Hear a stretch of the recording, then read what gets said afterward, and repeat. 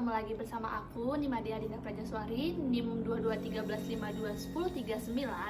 Nah, pada video kali ini aku mau berbincang-bincang santai dengan Kak Atalia. Tapi sebelum itu Kak Atalia bisa perkenalan diri dulu. Semuanya, halo. Sebelumnya kenalin aku Rifa Atalia Savitri dengan NIM akhiran 025, biasa dipanggil Atalia. Oke, Kak Atalia kan udah perkenalan nih. Kita di sini mau bincang-bincang santai aja tentang peraturan dari pemerintah tentang kelautan dan perikanan. Tapi sebelum itu, gimana nih kabar Kak Atalia hari ini? Alhamdulillah sejauh ini baik. Baik ya, gimana jadi anak kos sekarang perasaannya? Perasaannya jadi anak kos tuh lebih gimana ya? Lebih gimana ya? Nggak tahu sih ya Kak, ya dijalanin aja seperti di rumah biasa. Cuma bedanya kali ini tuh harus mandiri, nggak ada orang tua juga. Gitu. Gimana? Mental dan kesehatan aman nih selama ngekos? Kesehatan insya Allah aman, soalnya nggak kurang gizi juga. Tapi kalau mental jangan ditanya Kak, udah kuliah tuh udah naik turun dah. Oke, kalau gitu kan sekarang nih dengar-dengar kuliahnya di Fakultas Kelautan dan Perikanan nih Kak. Apa sih yang menarik di Fakultas Kelautan dan Perikanan? Kan padahal biasanya orang-orang tuh bakalan lebih milih fakultas yang wah kayak kedokteran gitu. Kenapa Kakak harus milih Fakultas Kelautan dan Perikanan ini? Karena di dasarnya juga sih ya, kalau aku misalnya ngambil fakultasnya kedokteran atau hukum nggak nyampe juga akunya. Jadi ya udah deh, aku nyari potensi terus peluang yang banyak, terus buat potensi di masa depan tuh masih ada itu apa. Terus aku mikir lagi, aku ulik lagi, ternyata di sini di kelautan dan perikanan Indonesia aja negaranya tuh lebih banyak tuh airnya. Setiap pulau dipisahkan oleh air, lautannya begitu luas. Kayak ntar di masa depan tuh kayak kelautan, perikanan, perairan tuh gak akan ada habisnya sampai anak cucu kita nanti. Jadi kayak pekerjaan sama peluangnya tuh tetap ada gitu. Berarti kita harus pintar-pintar cari peluang gitu Kak ya. Iya, Kan betul. kelautan perikanan kita luas banget. Nah, betul. Nah, pertanyaanku itu di Indonesia kan masih banyak nelayan yang menangkap ikan secara ilegal gitu ya Kak. Kayak misalnya ikan paus, ikan pari, ikan hiu. Nah, mereka tuh kan termasuk ikan yang sekarang ini dilindungi dan tidak boleh ditangkap. Tapi masih banyak nelayan yang menangkapnya secara ilegal. Sebenarnya dari pemerintah itu udah ada peraturan yang dibuat atau belum sih Kak? Sebelumnya aku mau bahas tentang para nelayan yang kan udah ada aturannya, udah ada larangannya, nggak boleh nangkap ikan pari, paus ataupun hiu. Itu kan mutlaknya. Itu kita semua udah tahu kan. Mereka itu jenis ikan predator di lautan. Mereka tuh kayak di puncak rantai makanan di lautan, tapi sebenarnya itu masih ada lagi loh di atas mereka, manusia kita. Kenapa sih mereka nangkap? Padahal udah jelas. Gimana ya? Mereka tuh kayak hewan predator. Kita makan predator. Ternyata kita loh predatornya, Predator bukan tertinggi, ya. Di puncak rantai makanan masih ada manusia.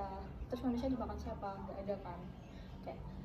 Terus miris sih sebenarnya, miris banget. Kenapa sih ditangkap? Kayak biarin hidup lepas aja di lautan. Itu kan juga jumlahnya di lautan tuh nggak banyak, lebih banyak ikan-ikan konsumsi daripada mereka si predator. Nah, buat pemerintah itu kan pastinya sih udah ada ngeluarin undang-undang atau peraturan larangan buat nggak nangkep jenis-jenis ikan tersebut. Ini aku ada undang-undangnya, aku baca ya. Aku tadi nemu di entah apa bacanya, itu entah apa maksudnya websitenya. Ini tuh peraturan Menteri Kelautan dan Perikanan nomor 35 Permen KP 2013 tentang cara penetapan status perlindungan ikan, kriteria jenis ikan yang dilindungi yang terancam punah, langka, daerah penyebaran terbatas atau endemik. Nah, sama sama illegal fishing. Peraturan Presiden nomor 119 tahun 2015 tentang Satuan Tugas Pemberantas Penangkapan Ikan secara ilegal atau illegal fishing, sama peraturan Menteri Kelautan dan Perikanan nomor 37 Permen KP 2017 tentang standar operasional prosedur penegakan hukum Satuan Pemberantas Penangkapan Ikan secara illegal fishing. Itu kan udah jelas banget pemberantasan illegal fishing. Itu kayak tugasnya mereka tuh kayak memberantas sama kayak mencegah, menanggulangi, kayak ngasih gimana ya, larangan sama getakan gitu loh buat yang udah berani nangkap ikan secara ilegal itu. Berarti kan pemerintah tuh udah netapin, udah ngasih undang-undang gitu kayak terhadap masyarakatnya itu. Terus dari undang-undang itu pasti bakalan ada hukuman. Kira-kira apa sih hukuman buat para orang oknum yang menangkap ikan yang dilindungi itu, Kak? eh Kayak gimana ya, nelayan juga kan mungkin nangkapnya itu kan pasti berdasarkan alasan ketidaktahuan, sama kayak mereka dapat ikan apa di laut, ya udah tangkap aja, jual, dapat uang, yang penting dapat uang dan bisa makan gitu. Dan mereka tuh nggak tahu kalau ikan itu tuh dilindungi, ikan itu tuh langka, terancam punah. Padahal kan udah ada kan ya, pasti di luar sana tuh udah banyak yang kayak menyuarakan dilarang nangkap ikan ini, udah ada peraturannya, udah jelas banget kan ya. Dan itu balik lagi ke nelayan yang mungkin kurang tahu, atau dia pura-pura nggak tahu, atau ya udah nangkep ikan, dapat ikan itu dijual, ditangkap, dapat uang, makan gitu, kayak gitu. Soal hukumannya sih udah banget jelas banget ya, diterterain, udah ditulisin di undang-undang. Ini aku ada ya, tapi ini tuh yang tentang peledak ya. Kalau yang tentang peledak itu ini ada, apabila diketahui dan didapatkan cukup bukti terdapat oknum masyarakat yang melakukan kegiatan penangkapan ikan dengan cara merusak, maka dikenakan sanksi pidana penjara paling lama 5 tahun atau denda paling banyak 2 miliar. Terus itu ada lagi menggunakan bahan peledak yang aku bilangin tadi, itu pasal 48 ayat 1 dengan rumusannya tuh setiap orang yang dengan sengaja di wilayah pengelolaan perikanan Republik Indonesia melakukan penangkapan dan atau membudidayakan ikan dengan menggunakan bahan peledak kimia ataupun dengan merugikan, membahayakan kelestarian sumber daya ikan atau lingkungan sebagaimananya, itu dimaksud dalam pasal 8 ayat 1, dipidana dengan pidana penjara paling lama 6 tahun dan denda sebanyak 1.200.000.000 rupiah. Berarti emang udah ada hukumannya gitu Kak ya, dan hukumannya juga termasuk berat sih, sampai denda miliaran gitu. Berarti kan negara itu udah ngasih undang-undang, cuman balik lagi ke kesadaran dari nelayan tersebut. Nah, tadi kan juga disebutin tentang alat peledak gitu. Dari pemerintah sendiri itu alat tangkap apa sih yang masih bisa dipakai, atau maksudnya legal lah dipakai oleh nelayan buat nangkap ikan di laut? Alat tangkap yang baik sih menurut aku ya, yang baik, yang ramah lingkungan tuh yaitu alat tangkap tradisional nelayan Indonesia sendiri. Tapi kan pasti ada kekurangannya, mungkin nelayan kurang puas lah sama hasilnya, itu kan dapatnya lama, terus sedikit gitulah ya, terus kurang canggih lah, terus makanya mungkin mereka beralih tuh pengen pakai yang dapat cepet, dapatnya banyak, misal pakai peledak sekali boom langsung dapat banyak gitu, ataupun diracunin langsung kling, itu udah dapat banyak ikan pada ngambang-ngambang dah. Terus atau pakai pukat harimau kan ya, yang setahu aku yang juga dilarang itu kan, itu pukat harimau kan juga dilarang kan ya, juga dilarang karena tuh mungkin kayak regenerasi ikan yang kecil-kecil itu, kayak misalnya dia ikut kan sama indukannya yang banyak ikan bergelombol, terus ditangkap pakai itu pukat, terus mereka nggak bisa keluar, ya udah deh mereka nggak bisa ngelanjutin hidupnya, nggak bisa beregenerasi, jadi kan itu kayak nyebabin kepunahan juga.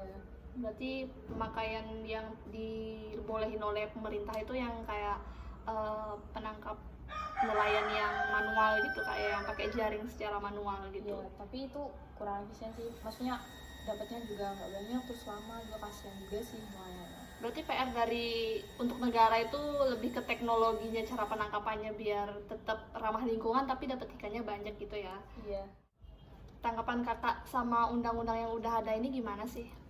Tanggapan aku sendiri buat undang-undang itu sih kayak gini ya, itu sih udah kayak negara udah mau ngeluarin undang-undang, itu sih kewajiban negara sih sebenarnya ngeluarin undang-undang buat melindungi kelestarian ekosistem laut sama sumber daya perikanannya biar tetap terus terjaga dan lestari. Nah itu tuh balik lagi yang gimana ya, balik lagi ke tinggal masyarakatnya, tinggal para nelayannya yang mau nggak sih berpatokan pada undang-undang dasar itu buat nangkep ikan yang sesuai ketentuan, yang dengan alat sesuai ketentuan ini. Itu balik lagi ke situ, mereka tuh mau nggak meraktekinya. Terus buat undang-undang juga setiap pemerintahan kan bergilir kan ya, bergilir, jadi kayak kayak pemerintahan, misalnya pemerintahan ini itu kayak berganti, nanti undang-undang juga ganti lagi, terus ganti lagi, undang-undang ganti lagi, kayak nggak konsisten loh, kayak diganti-ganti terus loh. Kan itu pernah ada larangan penggunaan apa namanya, larangan penggunaan cangkak apa sih, nggak tahu, pokoknya ada tuh pernah pas zamannya Bu Susi jadi menteri itu kan dilarang menggunakan alat tangkap apa itu lupa, terus abis itu dibolehin lagi deh pakai alat itu. Dengan pemerintahan yang baru itu kayak berarti kurang konsisten dari pemimpinnya berarti di sini ya. Ya, Terus harapan kakak ke depannya itu gimana sih sama kelautan dan perikanan kita ini? harapannya buat perikanan, kelautan perikanan di Indonesia tuh begitu besar sih, soalnya kan aku juga dari Fakultas Kelautan dan Perikanan. Nah, semoga di masa depan kelak ya, kelautan dan perikanan kita tuh bisa deh kayak sama kayak negara-negara yang maju, yang kayak Jepang misalnya udah bisa, dia tuh di sana tuh bener-bener canggih banget, kayak kelautan dan perikanan tuh kayak bener-bener canggih, pengelolaannya, penangkapannya, budidayanya, terus kayak tapi aspek lingkungannya tetap dijaga. Jadi kayak buat Indonesia dan buat sarjana kelautan dan perikanan, semoga kalau di masa depan bisa deh gitu mengolah kayak Sumber daya perikanannya. sumber daya perikanannya tuh dengan lebih baik, dengan lebih optimal gitu, lebih memanfaatkannya gitu loh, nggak Bisa kan, memanfaatkan ya, bisa kalau- memanfaatkan, nggak menyia-nyiakan juga, tapi tapi untuk lingkungannya juga tetap harus dijaga biar bisa dilihat nanti deh sama di masa depan gitu. Oke, karena kita udah berbincang banyak banget nih sama Kak Atalia, jadi kesimpulan dari perbincangan kita hari ini tentang hukum kelautan dan perikanan itu sebenarnya negara itu sudah ada membuat peraturan undang-undangnya, sudah ada hukumannya seperti pidana dan denda. Terus udah dikasih tahu juga alat tangkap yang boleh dan nggak boleh dipakai, tapi semuanya itu balik lagi sama nelayan yang menangkap ikan di laut tersebut. Jadi seberapa banyak pun peraturan yang kita buat itu balik lagi sama manusia yang mau tidak menjalani peraturan tersebut. Oke, mungkin sekian bincang-bincang santai kita hari ini. Kita bakalan ketemu lagi di lain hari. Untuk itu kita akhiri videonya sampai di sini. Sampai jumpa.